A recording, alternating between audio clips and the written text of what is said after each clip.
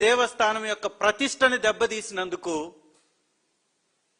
నిరసనగా ఆ భగవంతుని యొక్క ఫొటోస్ అసెంబ్లీ శాసన మండలిలో ప్రదర్శించాలని ఎమ్మెల్సీలు వారు అక్కడ ఉన్నప్పుడు, వాళ్ళ టేబుల్ దగ్గర ఉన్నప్పుడు అందరి చేతుల్లోకి ఆ యొక్క ఫొటోస్ని, ఆ దేవుని యొక్క ఫొటోస్ని పంచేటప్పుడు కొంతమంది చెప్పులు వేసుకొని ఆ ఫోటోలు తీసుకున్నట్టుగా మనం కొన్ని ఫొటోస్ బయటకు వచ్చాయి, వాటిని చూసాం. వాళ్ళు చాలా స్పష్టంగా చెప్పారు, మాకు ఫొటోస్ సప్లై చేసినప్పుడు, ఇచ్చేటప్పుడు మేము ఎక్కడైతే మా యొక్క సీట్స్ ఉన్నాయో అక్కడ మేము తీసుకునేటప్పుడు చెప్పులు ఉన్నప్పుడు తీసుకొని తర్వాత చెప్పులు వదిలేసి మేము పోడియం దగ్గరికి వెళ్ళేటప్పుడు చెప్పులు లేకుండా వెళ్ళి నిరసన ప్రదర్శించాం. మా నిరసన గళాన్ని వినిపించాం, చైర్మన్ గారి దృష్టికి తీసుకువెళ్ళాం. పదే పదే చెప్పారు, ప్రెస్ మీట్లలో చెప్పారు. ఏదో చంద్రబాబు నాయుడు గారు శుద్ధపూసలాగా, భయంకరమైనటువంటి భక్తుల్లాగా, ఎప్పుడు ఆ దేవుని యొక్క ఫోటోలు పట్టుకున్నా, ఎప్పుడు పూజలు చేసినా వారెప్పుడు చెప్పులు షూజు వేసుకోనట్టుగా పదే పదే 3 రోజుల నుంచి ఏ టీవీ పెట్టినా, ఏ ఛానల్ పెట్టినా అవే ఫోటోలు. ఎమ్మెల్సీలు చెప్పులు వేసుకున్నారని నేను అడుగుతున్నాయా, చంద్రబాబు గారు, మీరు ఈ రాష్ట్రానికి అనేక సందర్భాల్లో ముఖ్యమంత్రిగా చేసినటువంటి వ్యక్తి.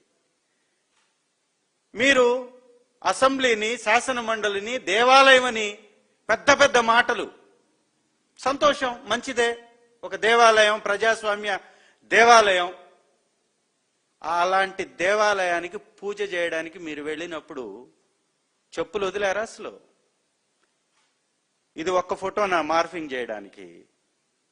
దీని మీద మార్ఫింగ్ అని తెలుగుదేశం నాయకులు మాట్లాడడానికి సిగ్గుండొద్దు? కొంచెమన్నా ఇంగితం ఉండొద్దు? కొంచెమన్నా జ్ఞానం ఉండొద్దు? ఇది ఒక్కరివా?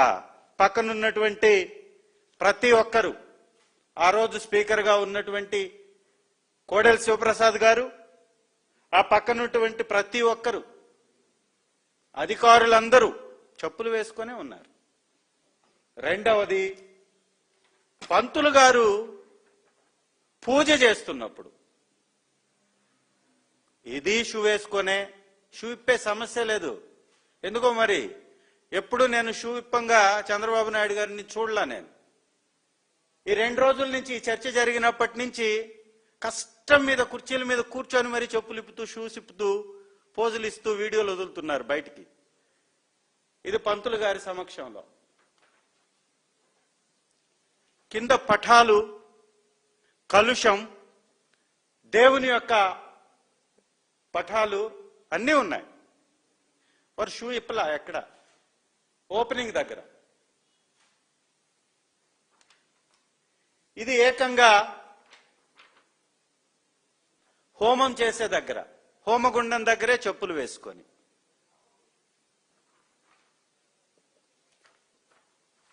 గడ్డపారతో ముహూర్తం చేస్తూ గడ్డపార పట్టుకొని హోమం ముందు నిలబడ్డటువంటి ఫోటో. పాలని వేస్తూ, క్షీరాభిషేకం చేస్తూ షూస్తో ఉన్నటువంటి ఫోటో.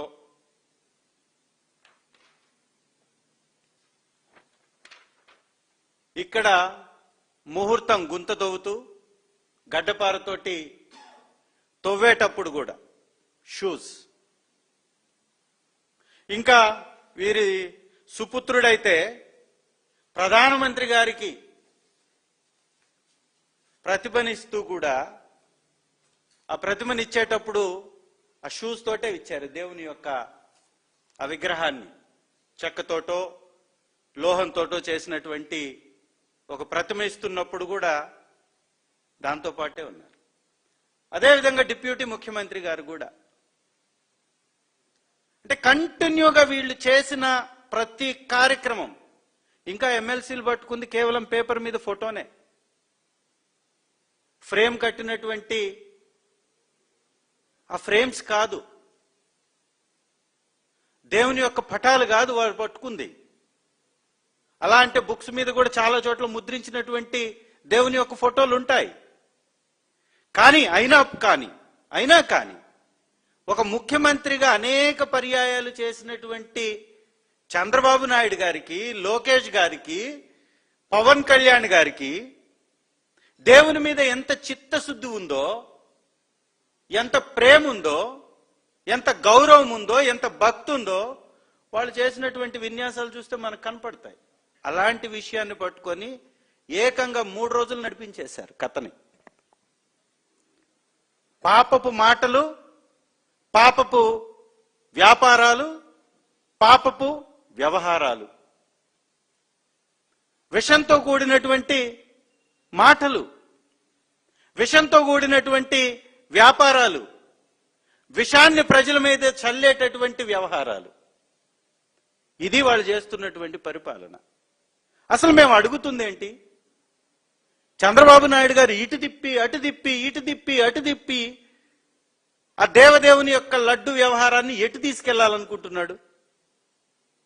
అంటే చేసినటువంటి తప్పుకి పాప పరిహారం లేకపోగా, పశ్చాత్తాపం లేకపోగా, చేస్తున్నటువంటి తప్పుడు ప్రచారంలో ఆ దేవదేవుని యొక్క లడ్డులో వారు చెప్పినటువంటి జంతువుల, పంది, చేప ఆ పదార్థాలు లేవు అని చెప్పిన తర్వాత చంపలేసుకొని సాగిలపడి దేవుడి ముందు నన్ను క్షమించమని ప్రజలను అడిగేది పోనిచ్చి ఇవాళ ఎదురు దాడి చేసేటటువంటి ప్రయత్నం.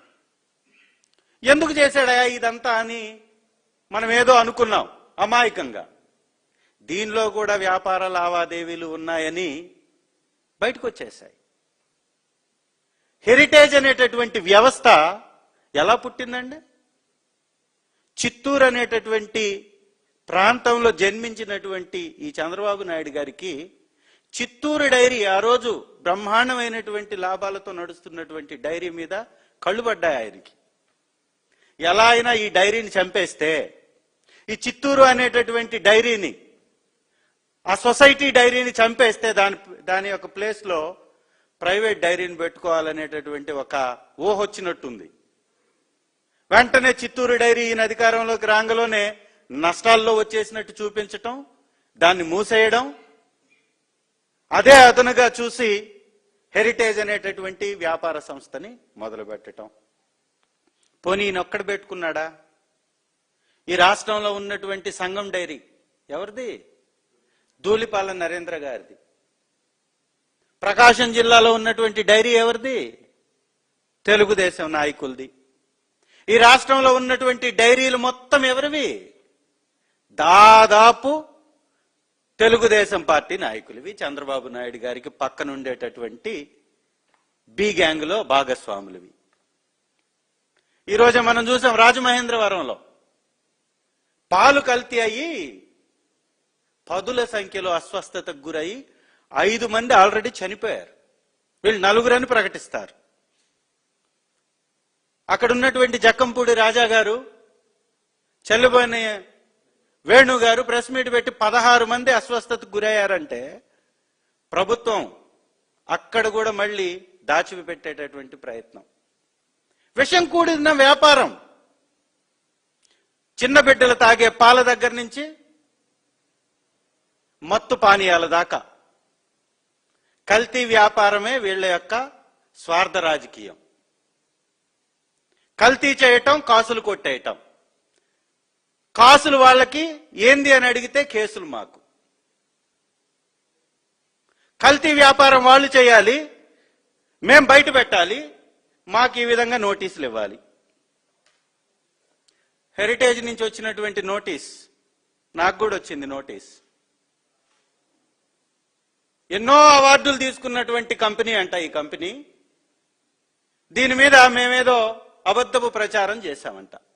నేను అడుగుతున్నాను, స్పష్టంగా అడుగుతున్నా చంద్రబాబు నాయుడు గారిని, భువనేశ్వరి గారిని, అలాగే వాళ్ళ కుమారుడైనటువంటి లోకేష్ గారిని, వారి కోడలు గారిని, హెరిటేజ్ అనేటటువంటి వ్యవస్థ మీరు పెట్టినప్పటి నుంచి ఒక్క పేదవాడికి దానివల్ల ఉపయోగం జరిగిందా? దీనిలో పేద ప్రజల యొక్క లబ్ధి ఏమన్నా ఉందా? ఏ విధంగా ఏ మూలకు పోయినా 100 ఎకరాల భూములు మీకు వచ్చాయి? ఏకంగా హెరిటేజ్ భూముల కోసం ఇక్కడ ఆ యొక్క ఇంటర్నల్ రోడ్ యొక్క లైనింగ్ ను కూడా మార్చారు అనేటటువంటి విషయం కూడా బయటపడ్డది.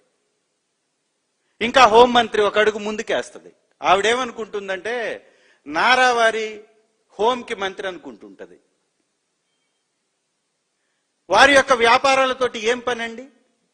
హెరిటేజ్ మీద ఎవరైనా కానీ కామెంట్ చేస్తే హెరిటేజ్ ఎండి చెప్పుకుంటారు, హెరిటేజ్ లో భాగస్వామిగా ఉన్నటువంటి వాళ్ళు చెప్పుకుంటారు.